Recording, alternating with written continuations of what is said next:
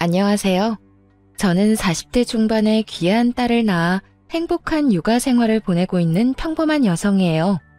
살다 보면 제가 설계한 대로만 인생이 흘러가는 건 아니더라고요. 저는 평소에도 계획적인 삶을 살았기 때문에 변수가 없도록 자신을 잘 관리해왔어요. 그 덕분에 말단이지만 공무원이 될 수도 있었고, 운 좋게 좋은 남자와 결혼해서 행복한 결혼 생활을 할 수도 있었죠. 그렇다고 해서 저에게 완벽한 날들만 있는 건 아니었어요. 정말 생각도 못한 일들로 우울하고 화가 머리끝까지 나는 시간들을 보내야 했던 적도 있었어요. 오늘 제가 말씀드릴 사연은 힘들었던 그날들에 관한 이야기입니다. 남편은 참 좋은 사람이었어요. 영업직으로 해외 출장도 잦았던 그 사람은 항상 어딘가 갈 때마다 저와 함께하고 싶어 했던 사랑 많은 남자였어요. 그리고 헌신적이었죠. 이 사람과 함께라면 어떤 힘든 일도 견딜 수 있을 거라는 생각을 했고, 그 사람이 프로포즈 하자마자 결혼을 수락할 정도로 많이 사랑했어요. 그렇지만 모든 것이 완벽한 사람은 없다고 하죠. 이 완벽하고 멋진 남자에게도 딱 한 가지 단점이 있었어요. 다행이라면 남편 본인의 문제는 아니었어요. 바로 그 사람의 아버지, 제 시부에게 문제가 있었거든요. 상견례 때 양가 부모님이 모였을 때 시부의 한없이 가볍고 눈살 찌푸리게 만드는 언행에 저는 이 결혼에 대해 처음으로 불안을 느끼게 됐거든요. 아이고, 사돈댁 보니까 며느리 될 아이가 애는 잘 낳겠네요. 저희 집이 손이 귀해서 애 잘 낳는 며느리가 필요하거든요. 여자야 집에서 살림 잘하고 애만 잘 낳으면 그만이니까요. 공무원 딸을 자랑스럽게 여기던 친정아버지의 표정이 확실하게 기분 나빠 보였어요. 그리고 시부의 그런 행동에 저희 가족만 기분 나빠진 것도 아니었어요. 요즘 세상에 여자 남자가 어딨어요. 그리고 그런 식으로 말하는 거 실례예요. 죄송해요, 사돈어른. 저희 남편이 좀 옛날 사람 같은 면이 있어요. 말은 이렇게 하지만 저희도 맞벌이 하면서 잘 지내고 있어요. 이 사람이 집안일 할 때도 많은걸요. 그리고 애들은 분가시켜서 저들끼리 지내도록 할 거라 크게 걱정 안 해도 돼요. 저도 사업하는 사람이라 집에 붙어있는 시간이 많지 않아서 애들도 신경 쓸 거 많이 없고요. 시부가 까먹은 점수를 시모가 다시 올려서 평균을 맞추는 것 같은 듣도 보도 못한 상견례였죠. 위태롭게 아슬아슬했던 상견례가 끝나자 친정아버지가 저를 따로 불러 말하더군요.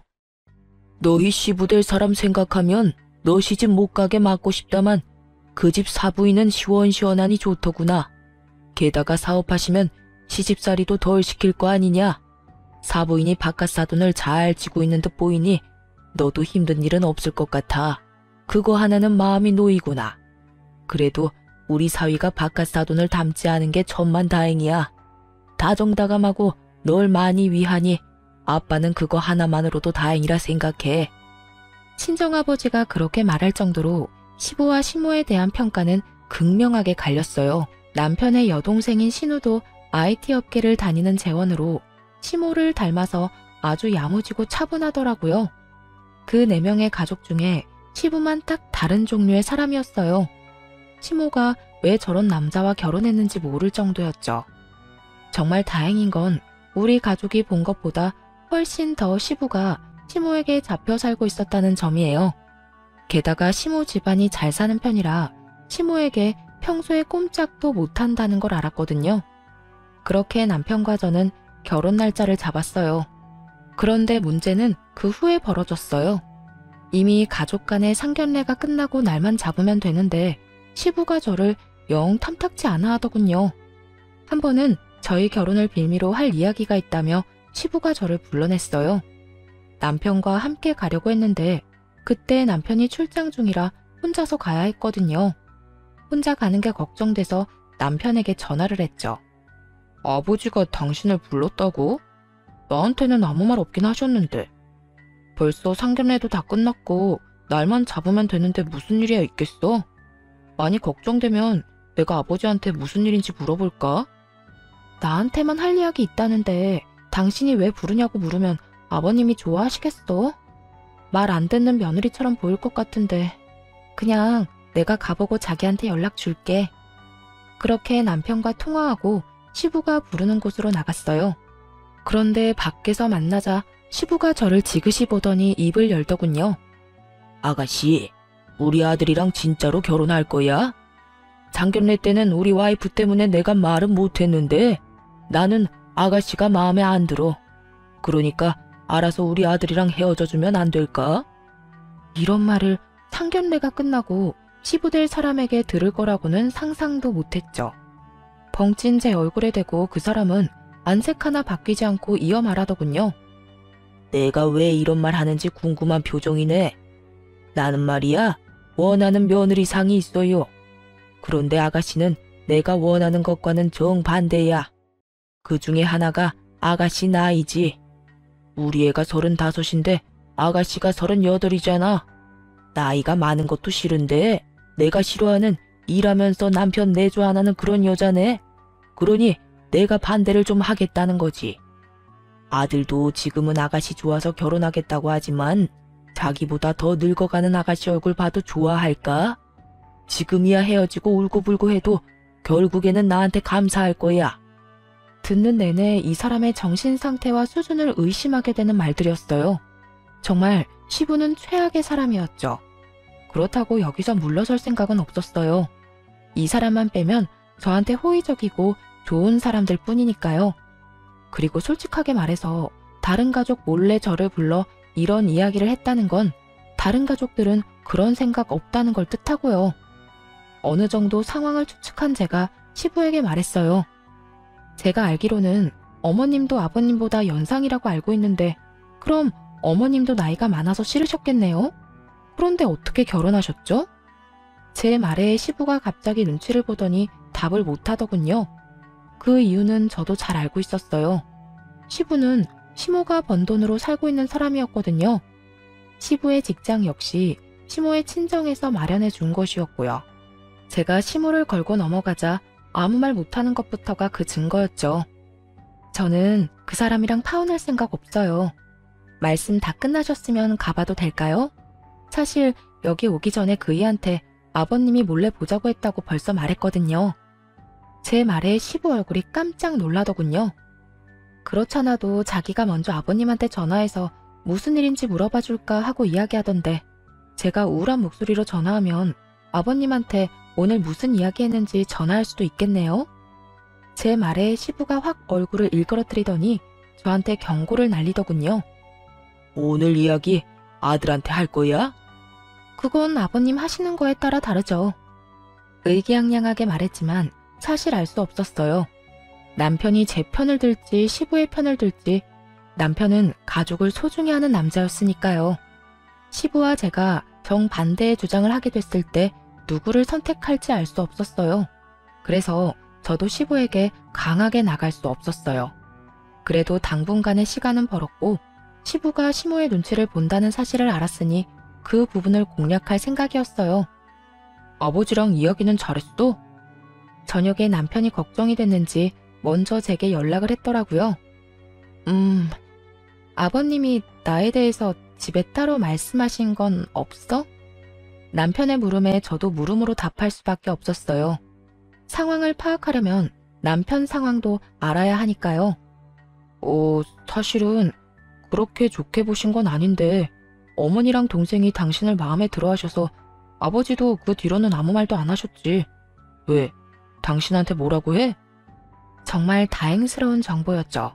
내가 좀 모자라 보였나 봐. 나보다 더 좋은 며느리를 보고 싶다는 식으로 이야기하셔서 좀 놀랐지. 뭐? 아버지한테 내가 말해놓을까? 자기가 나를 좋아하는 것보다 훨씬 더 내가 자기를 좋아한다고? 확고한 남편의 마음까지 확인하고 났으니 저도 앞으로의 방향을 결정했어요. 시모를 공략해서 시부가 그딴 말은 할 수도 없게 만들어주겠다고요. 말만으로도 너무 고마워. 그러면 어머님이 어떤 거 좋아하는지 알려줄래?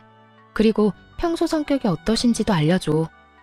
저는 남편에게 시모가 좋아하는 것들에 대해 알아냈어요. 그리고 다음 날부터 시부 몰래 천천히 시모의 마음에 들기 위해 하나하나 준비했어요. 그리고 6월의 어느 날 아침부터 시댁을 찾았어요. 뜬금없이 찾아온 저에게 남편도 시모도 깜짝 놀라더라고요. 사실은 남편에게 아무 말 없이 찾아온 거였거든요. 어? 오늘 무슨 일로 우리 집까지 왔어? 우리 오늘 일정 있는데. 그래, 네가 와줘서 좋은데 우리 가족끼리 일이 좀 있어서 나가봐야 하는데. 시모는 난감한 표정으로 말하더군요. 그래서 제가 하얀색의 작은 조합꽃을 건네며 말했어요. 알고 있어요. 오늘 그이 외할머님 기일이잖아요. 작년에 들었어요. 사실 오늘 와야 할까 말아야 할까 고민 많이 했거든요. 그래도 저희 이제 상견례까지 했고 곧 가족 되는데 이런 행사에는 빠지면 안 될 것 같아서 이렇게 연락도 없이 불쑥 찾아뵙게 됐어요. 혹시 제가 잘못한 걸까요? 제 말에 시모가 눈시울을 붉히더니 기특하다는 듯 제 얼굴을 보더라고요. 그러면서 제가 건넨 꽃다발을 안고는 저를 꼭 안아주시더라고요. 너무 고맙다. 어쩜 이렇게 섬세하니? 그래, 너도 이제 가족이지. 우리 같이 가자. 그러자 시부가 뒤에서 또 초를 치는 소리를 하더군요. 상견례 했다고 가족은 아니지. 아가씨 경우가 없네. 가족 행사에 이렇게 다짜고짜 끼어들면 어떡하나? 생각이 짧아도 이렇게 짧을 수가 없어. 그리고 너 아직 우리 가족 아니야. 여보, 당신이 지금 그런 말 할 때예요? 오늘 무슨 날인지 아침까지도 몰랐던 사람이 당신이잖아. 우리 엄마 기일이라고 내가 며칠 전에도 이야기했어요. 그런데 아침부터 늦잠 자고 잊어버리고 말이지. 세아가 밥만 좀 본받아요. 아직 결혼도 안 했는데 상견례 했다고 벌써 시댁 외가 챙기는 기특한 며느리야. 당신 저번에 상견례 할 때부터 이상해? 대체 얘가 뭘 했다고 이렇게 매번 딴지를 걸어요? 아니, 그렇게 치면 당신이 제일 이상하지. 집에 사람을 들이는 일이야. 한 번 보고 뭐가 그렇게 마음에 들어? 집에 사람이 드는 일이니까 좋은 거죠. 이렇게 세심하게 사람 챙기는 며느리가 많을 것 같아요? 게다가 공무원이라는 직업도 안정적이죠. 우리 아들 좋아하지. 집안 행사에 알아서 참여도 잘하지. 대체 뭐가 그렇게 못마땅하다는 거예요? 당신이 그럼 이야기 좀 해봐요. 이 며느리 어디가 그렇게 마음에 안 드는지. 시모는 아예 눈에 쌍심지를 켜고 시부를 바라보더군요. 그런 시모 눈길에 시부는 꼼짝도 못하더군요. 버벅거리며 한다는 핑계도 참 웃겼어요. 아니, 저렇게 괜찮은 며느리감이 왜 여태 시집도 안 갔나 싶어서 말이지. 어딘가 문제가 있으니까 시집을 여태 못 갔을 거 아니야. 그 생각 때문에 걱정이 많아서 그래. 우리 아들이 얼마나 괜찮은 놈인데 더 좋은 며느리 데려올 수도 있으니까. 당신이 며느리 데리고 살 거예요? 며느리는 아들 마음에만 들면 되지 왜 당신이 새아가를 품평해요? 명색이 시아버지라는 사람이 며느리 아껴주지는 못할 망정. 시어머니도 안 하는 시집살이 시킬 셈이요? 그리고 아들이 좋다잖아요. 시모 말에 시부가 아무 말 못하고 고개만 숙였어요. 아버지, 저 이 사람 많이 좋아해요. 그러니까 이제 그만 허락해 주세요. 제가 이 사람 좋아하게 된 이유 중에 하나가 엄마랑 많이 닮아서거든요.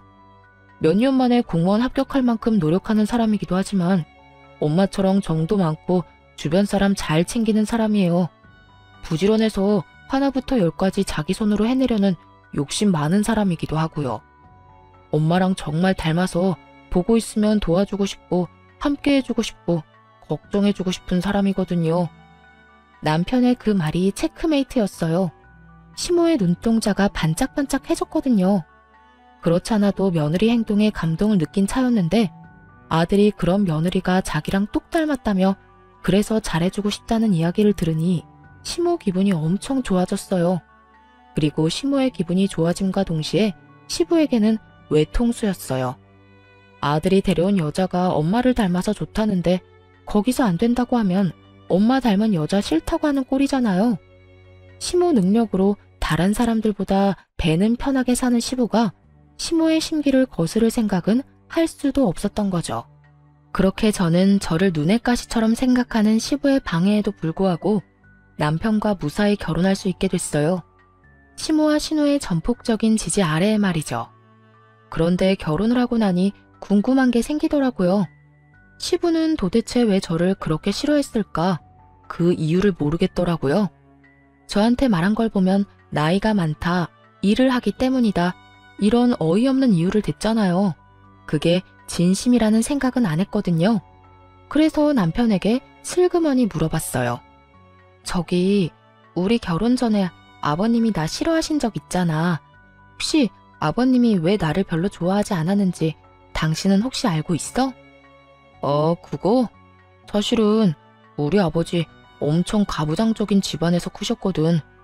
남자는 하늘, 여자는 땅, 이런 집안. 게다가 그런 집에 독자로 태어나셨으니 그런 사상이 몸에 배어 있어. 근데 어머니가 사업하면서 돈도 잘 버시잖아. 워낙 어머니가 잘 나가니 억눌려서 더 그런 거지. 당신이 어머니처럼 잘 나갈 것처럼 보이는 게 싫었던 모양이야. 남편 말을 들으니 더 의아했어요. 그런 사람이 그 시대에는 그렇게 드물다는 직업 있는 신여성이랑 어떻게 결혼을 한 거야? 누가 봐도 순종적이고 의존적인 여자랑 결혼하실 것처럼 보이는데 나한테도 남편 내조 안 할 것 같다고 일하는 며느리 싫다고 하셨거든. 아버지가 학교 졸업하기 직전에 할아버지랑 할머니가 돌아가시는 바람에 가세가 많이 기울었대. 그때 취직한 곳이 우리 외갓집에서 운영하는 업체였고 거기서 두 분이 만나서 연애 결혼하셨다고 하더라고. 그래서 아버지한테는 어머니 집안 분위기 자체가 완전 정반대라 많이 눌려 사신 것 같더라고. 나는 솔직히 이해는 안 가지만 어린 시절을 떠받들며 살아오셨는데 여자에게 사업을 할 수 있도록 해줄 만큼 개방적인 외가 집안 분위기가 안 맞아서 그런 것 같아. 그러니까 당신이 이해 좀 해줘. 가만 보니 시부의 콤플렉스 때문에 애꿎은 제가 미움받는 것 같더라고요. 제가 시모와 그런 면에서 많이 닮은 탓에 그 콤플렉스를 건드린 모양이고요. 어쨌든 그 뒤로 시부는 저를 그런 얼토당토 않은 이유로 건드리지는 않았어요. 게다가 시모가 항상 바쁜 탓에 저희는 시댁에 자주 가보지도 못했고 제가 가끔씩 점심시간에 시모와 약속을 잡아 시부 없이 시모와 남편 이렇게 셋이서 식사를 하는 경우가 더 많았죠. 그렇게 별 문제 없이 지내는 것 같은 저희 부부에게도 문제는 있었어요. 바로 2세 문제였죠. 결혼이 결정된 뒤부터 제 나이를 고려해 자연임신을 하려고 그렇게 노력을 했어요. 그런데 1년이 넘도록 임신이 안 되더군요. 솔직히 저는 제 탓이 아닐까 하는 생각을 했어요.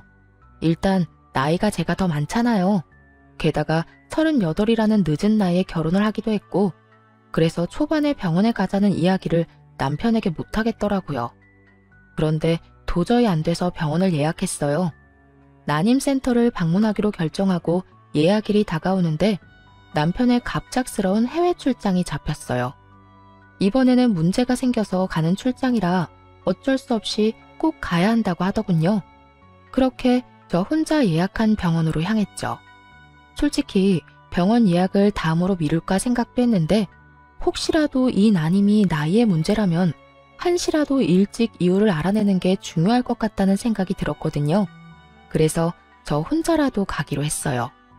그렇게 남편 없이 혼자 검사를 하고 왔는데 결과가 좋지 않았어요.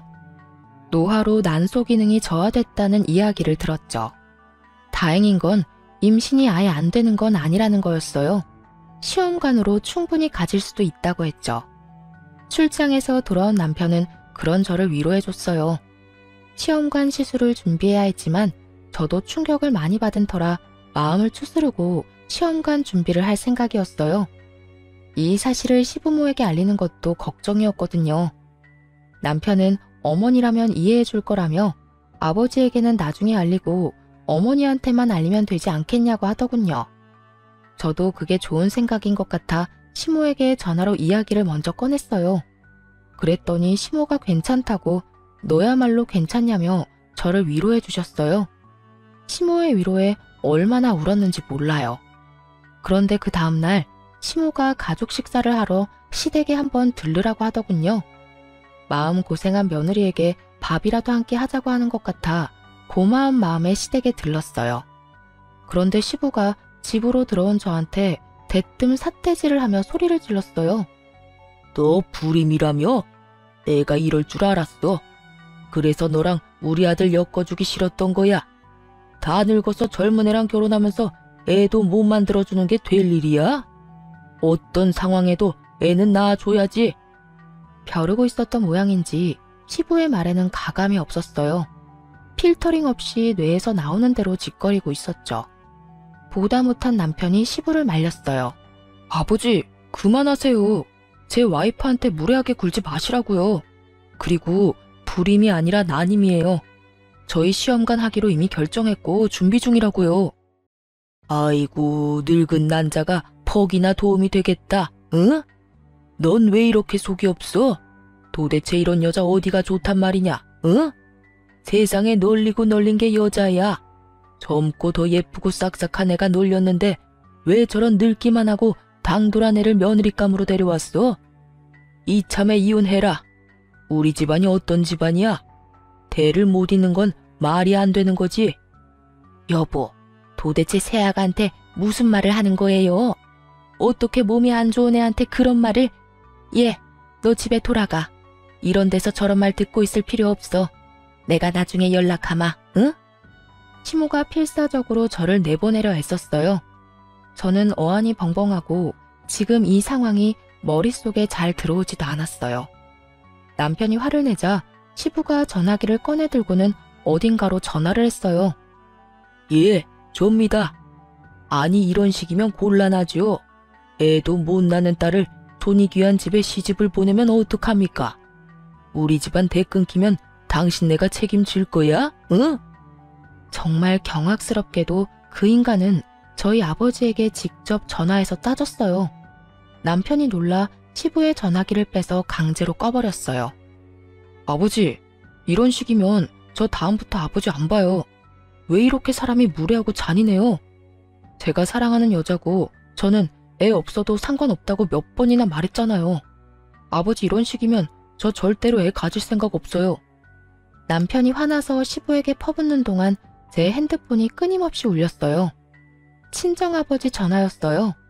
제 어깨를 감싸며 시부로부터 보호하듯 서있던 시모가 친정아버지의 전화를 보고는 시부 앞에 나섰어요. 여보, 내가 말했죠? 행동 조심, 말 조심. 당신 그렇게 마음 가는 대로 살다 보면 분명히 나중에 문제 생길 거라고 말했는데도 이런 짓을 저질러요? 며느라기 눈에 눈물 나게 하지 마요. 그러다 당신 눈에 피눈물 나면 어쩌려고 말을 함부로 해요? 그리고 며느리 당신이 데리고 살 거예요? 당신이랑 같이 살 며느리도 아닌데 왜 당신이 그렇게 신경을 써요?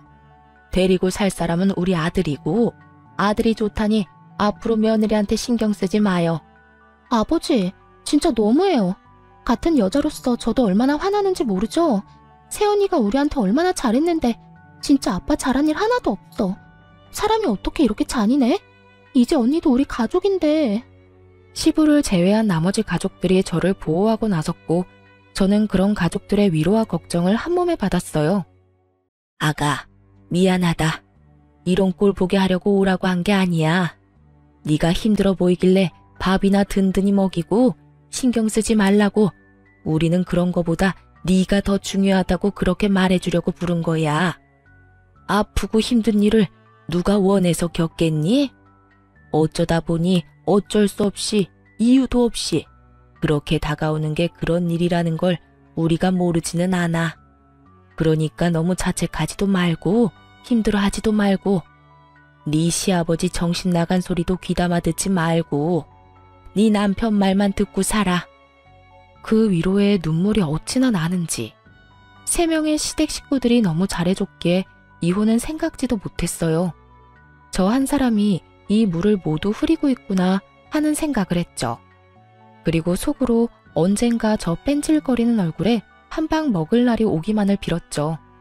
그 뒤로 시모와 남편의 배려로 저는 시부와 만나지 않게 됐어요.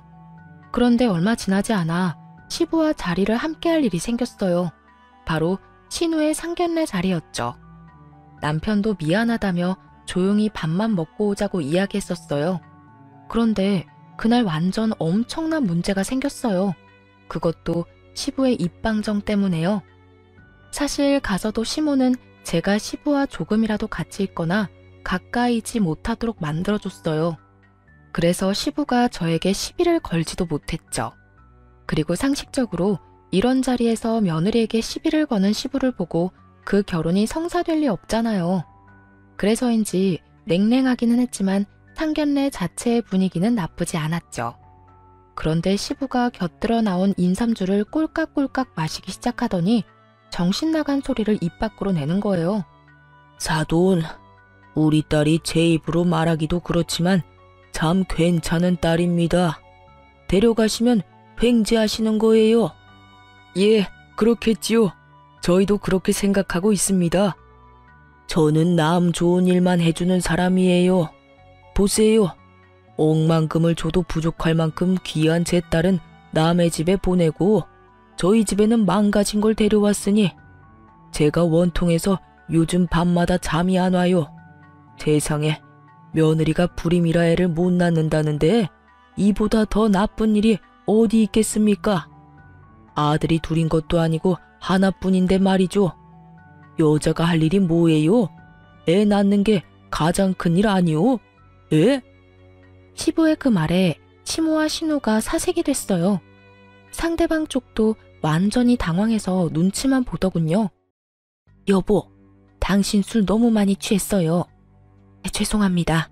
이 사람이 술을 좀 과하게 했어요. 오늘은 여기까지만 하고 돌아가서 나중에 나를 잡아서 다시 간소하게 만나든지 합시다. 시모가 겨우겨우 상황을 정리하고 남편은 화가 끝까지 난 상태로 시부를 집으로 데리고 왔어요. 오는 길에 시부가 술이 좀 깼는지 집에서 완전 난리를 피웠어요. 내가 못할 말했어? 애 못 낳는 거 보고 애 못 낳는다고 그러지. 쓸데없는 거 맞잖아. 아빠, 어떻게 그런 말을 제 상견례에서 하실 수 있어요? 도대체 새언니 이야기는 거기서 왜 해요? 제 상견례잖아요. 아버지 행동 하나에 제 평판이 달린 걸 모르셔서 이래요? 당신 도대체 왜 이래요? 왜 이러긴? 너희도 그러는 거 아니다. 왜 며느리 편만 들고 내 편은 안 드는 거냐? 아니, 이 집안에서 대가 끊기는 걸 걱정하는 사람이 나뿐이란 말이야? 그런 이야기를 꺼내는 시부를 보며 남편이 참지 못한 듯 앞으로 나와 시부에게 말했어요. 아버지, 저 이번 일 그냥은 못 넘어갑니다. 그러니 이 사람한테 사과하세요. 어서요. 내가 잘못한 게 없는데 왜 사과를 해? 어디 임신도 못하는 주제에 결혼을 하겠다고 손이 귀한 집에 시집을 와? 그게 아버지 마음이에요? 알겠습니다. 사과하실 마음 없으시면 저도 이제 앞으로 아버지 안 보고 살게요. 넌 가족보다 그 여자가 더 좋단 말이냐? 네가 어떻게 나한테 그럴 수 있어? 너 장손이다. 우리 집 독자야.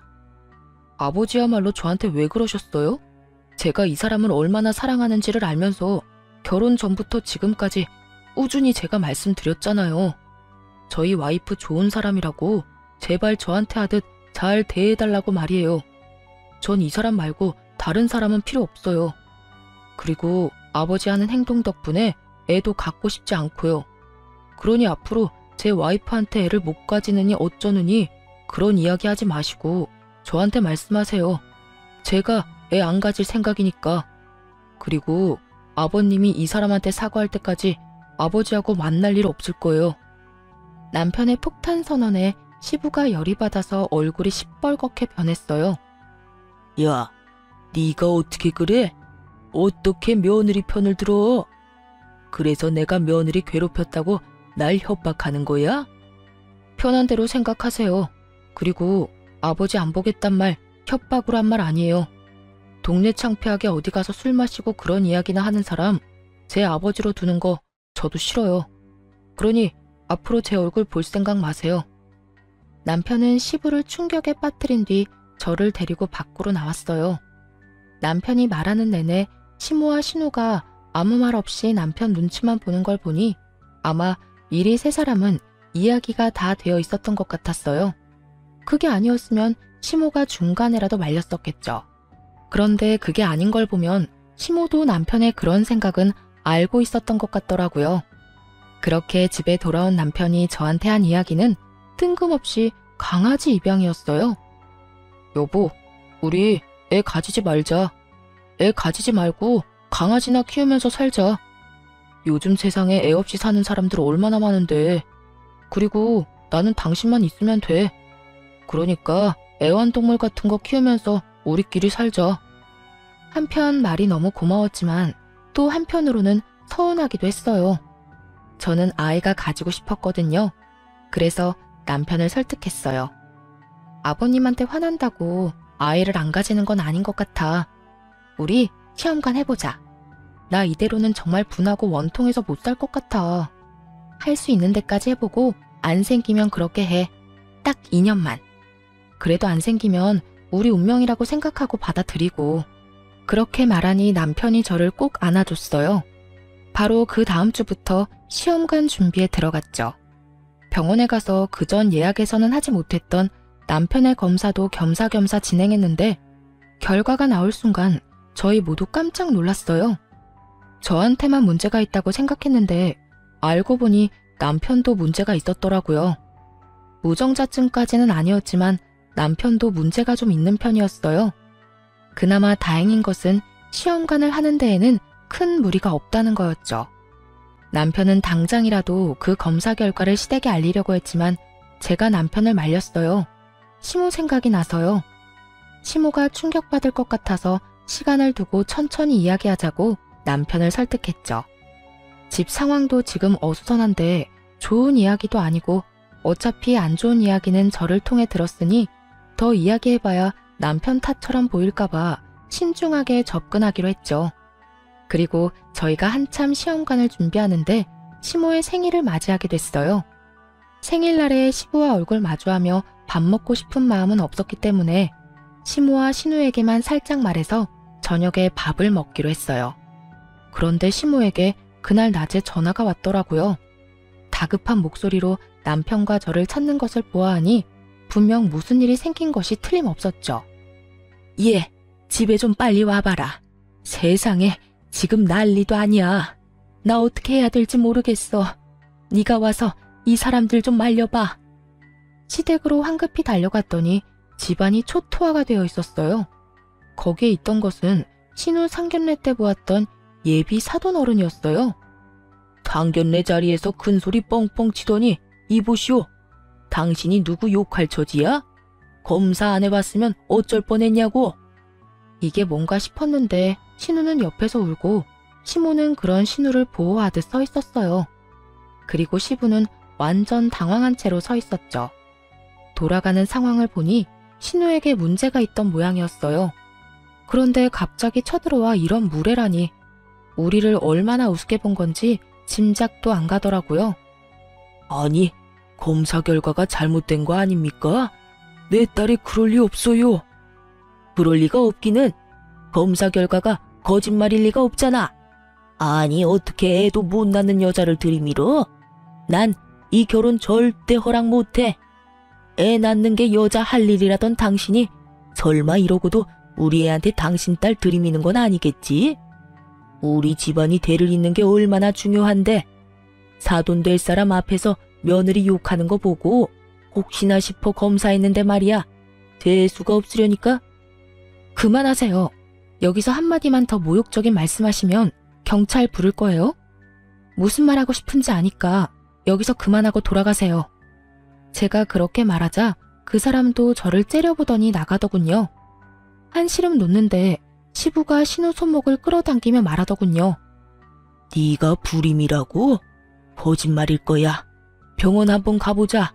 다시 검사해야 할 거 아니냐? 시부 행동에 신우는 더 울고 시모가 완전 열받았는지 시부 앞에 허리에 손을 척 얹고 서서 소리쳤어요. 이제 속이 시원해요? 저 사람이 여기 와서 행패 부린 거 다 당신 탓이야. 상견례 자리에서 그렇게 며느리 욕을 하는 무례한 행동을 서슴없이 했으니 상대방도 우리를 깔본 거잖아요. 내가 누누이 말했죠? 행실 조심하라고.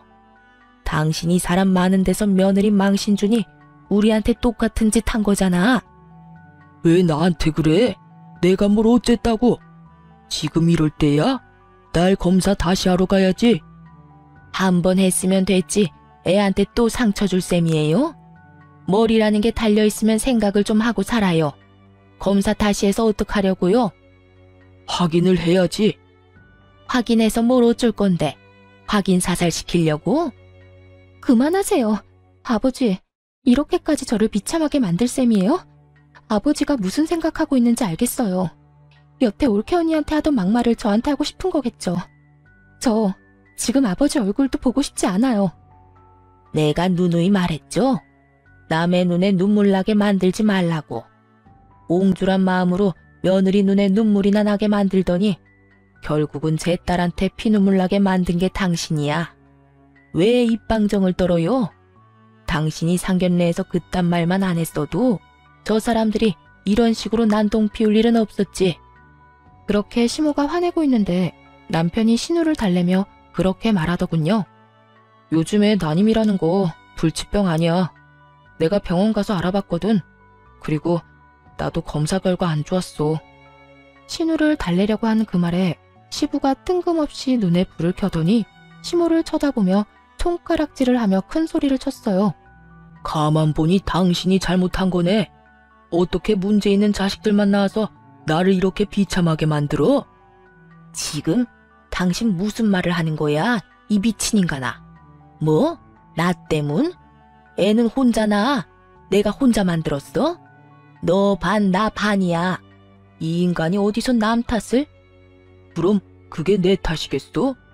옆엔 내가 일이나 한답시고 나돌아다니니까 애들이 이렇게 하자가 생긴 거야. 내가 처음부터 그런 생각 들었지. 당신이 이렇게 문제 있는 자식을 만들 줄 알았으면 당신 안 만나고 그때 만나던 여자 계속 만났을 거야.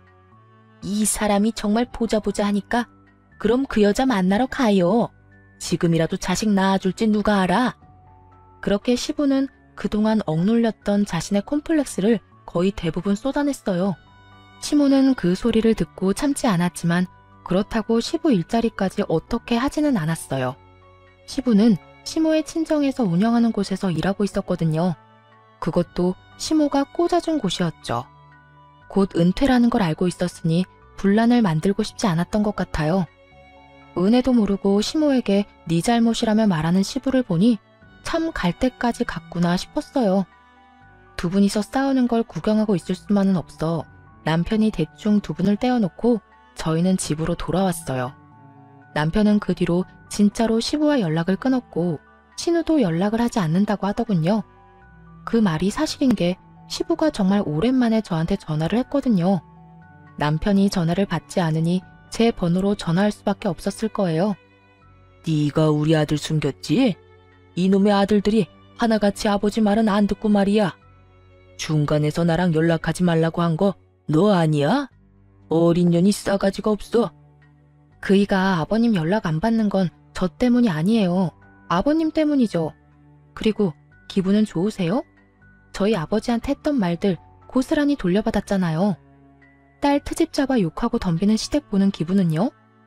다행이라고 생각해요. 얼마 전에 아버님 때문에 듣지 않아도 될 말까지 들은 저희 아버지 기분을 알게 됐잖아요. 그리고 자식들하고 연락하고 싶으면 자식들한테 직접 연락하세요. 쓸데없는 며느리 도움은 왜 구하시는지? 너 지금 나한테 빈정대는 거야? 어? 길게 듣고 싶지도 않아 전화를 뚝 끊어버렸어요. 그런데 통화 중 찜찜한 말을 들은 것 같았어요. 아들들이라는 말이 이상하잖아요. 아들이라고는 남편 하나 있는 시부가 아들들이라는 말을 할 필요가 있나요? 뭔가 무의식 중에 나온 말인 것 같은데 기분이 쎄했어요. 설마 했죠. 그렇게 찜찜한 시간이 흘렀죠. 솔직히 시모에게 말할까 말까 했는데 집안 분위기가 워낙 흉흉해서 일단 말을 아끼고 있었어요. 신우는 파혼을 하게 됐고 시모는 기분이 안 좋은지 내내 일만 하러 돌아다니느라 피곤해 하시더군요. 직장에서도 시부를 마주쳐야 하는 일이 생각보다 너무 피곤했나 봐요. 그렇게 몰래 점심시간에 나와 저랑 식사를 하며 마음을 추스르고 있는데 한 남자가 저와 시모가 있는 테이블로 오더군요. 젊은 남자였는데 얼굴이 어딘지 모르게 익숙했어요. 그런데 그 사람이 시모에게 서류 봉투를 하나 주고 갔어요. 뭔지 물어봤지만 대답도 없이 가길래 저희 둘이서 봉투를 뜯었죠. 그런데 거기에는 유전자 검사지가 있었어요. 아버지와 아들로 보이는 사람의 검사지인 것 같더군요. 그 봉투 안에 USB가 같이 들어가 있었어요. 저는 잠시 생각하다가 시모에게 한마디 했어요.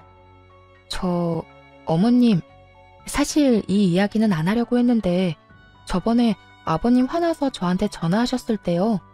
저한테 말 실수인지 이놈의 아들들이 하나같이 말을 안 듣는다는 말을 한 적이 있거든요. 아버님 아들이 남편뿐인데 들이라는 말을 들어서 물론 제가 잘못 들었을 수도 있는데 혹시나 해서 말씀드리는 거예요. 아들들?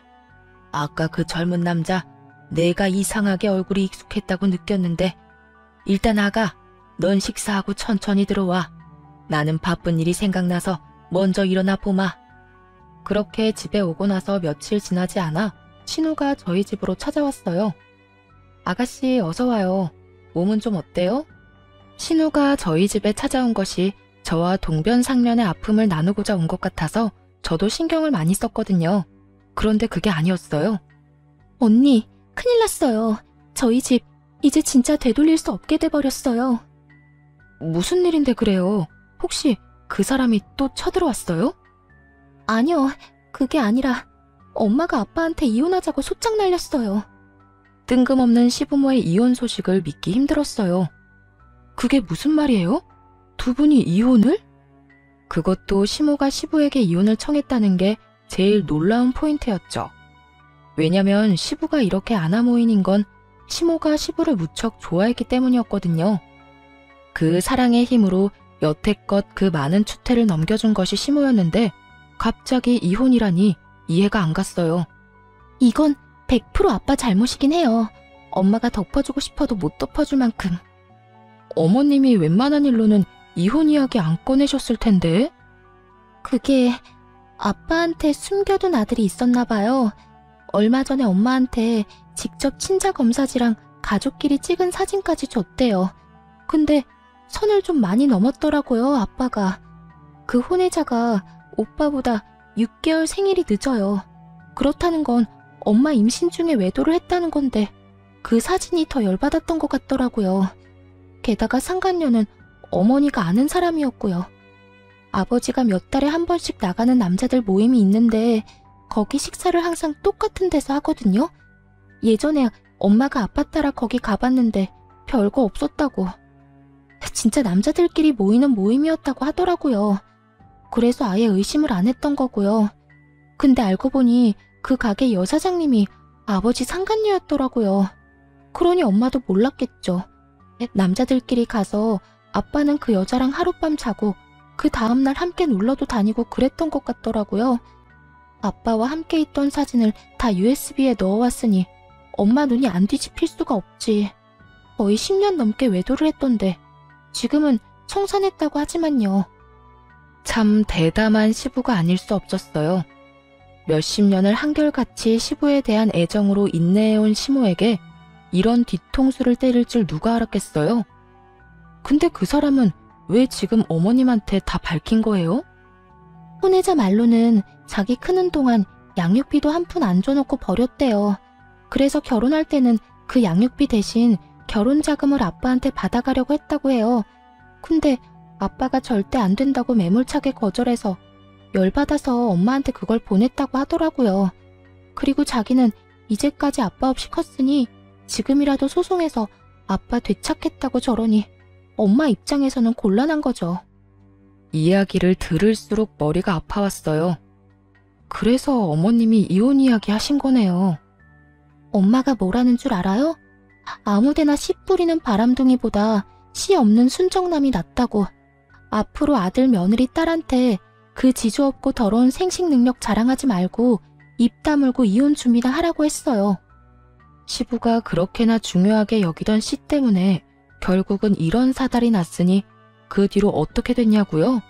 아주 지옥이었죠, 시부에게. 그 혼의 자식이 진짜로 친자 소송하는 바람에 시모는 시부와 빠르게 손절하고 이혼했고 시부는 위자료 내고 재산 분할은 거의 받지 못했다고 하더군요. 시모나 시부 이름으로 된 재산이 없었거든요. 거의 대부분이 재단 이름으로 되어 있어서 재산 분할 대상에 들지 않은 것 같았어요. 살고 계시던 집도 시모 친정오빠 이름으로 되어 있어서 뺏기지 않았다고 하더군요. 결국 개털된 시부가 혼외자를 찾아가 내가 네 아빠다 하고 말했지만 그 혼외자가 끈 떨어진 시부를 좋아한다고 말할 리 없잖아요. 알고 보니 시부를 철저히 고립시키려고 소송 진행했던 거고 한창 소송 중에 시부 이혼했다는 이야기에 취하했다고 합니다. 결국 친아들이 친자 확인 소송을 안 하니 부양의 의무도 사라져 중간에 붕 뜬 거죠. 시부가 찾아갔는데 여태 무시하며 나무로 살았으니 앞으로도 나무로 살았으면 좋겠다며 버렸다더군요. 시부는 와이프와 자식들에게 모두 버림받은 데다가 직장마저 은퇴한 직후라 돈도 못 벌고 단기 알바로 근근히 먹고 산다고 하더군요. 대가 끊어질까봐 며느리에게 모진 소리, 못된 행동하던 시부가 그 대를 이어줄 자식들에게 모조리 버림받은 걸 보니 속이 시원하더군요. 대를 이을 가족이 있으면 뭐 하나요? 자신의 되먹지 못한 언행으로 몸조리 나가 떨어지게 만들었으니 결국 이제는 혼자 주변에 아무런 가족도 없이 쓸쓸히 노후를 맞게 됐잖아요. 늙은 후에 보면 자신이 걸어온 길이 보인다고 하죠. 시부의 현재를 보니 시부가 어떤 길을 걸었는지 정확하게 보이더군요. 시부가 시모에 의해 버림받고 남편과 신우는 시부를 찾지 않았어요. 다만 우리들끼리 찾은 이 안정과 평화를 지키는 쪽을 택했죠. 저와 남편은 어렵게 시험관으로 아이를 낳았고 신우는 그때의 남자와 헤어지고 다른 남자와 결혼해 저희처럼 시험관 시술을 준비 중이에요. 시모는 한동안 시부와의 피 터지는 이혼 소송으로 힘들어하긴 했지만 첫 손주 소식에 예전처럼 밝은 미소를 보내주고 있어요. 요즘에는 손주 재롱 보는 재미로 행복한 노후를 만끽하고 계시죠. 정말로 결혼을 하고 태풍 같은 일들이 휘몰아쳤던 것 같아요. 그래도 인생 통틀어 그런 안 좋은 날만 있는 건 아니잖아요. 나쁜 일 있으면 좋은 일도 있고 그게 인생이라고 생각해요. 여러분들의 많은 생각을 댓글로 남겨주세요. 지금까지 제 긴 사연 들어주셔서 감사해요. 다들 행복하세요.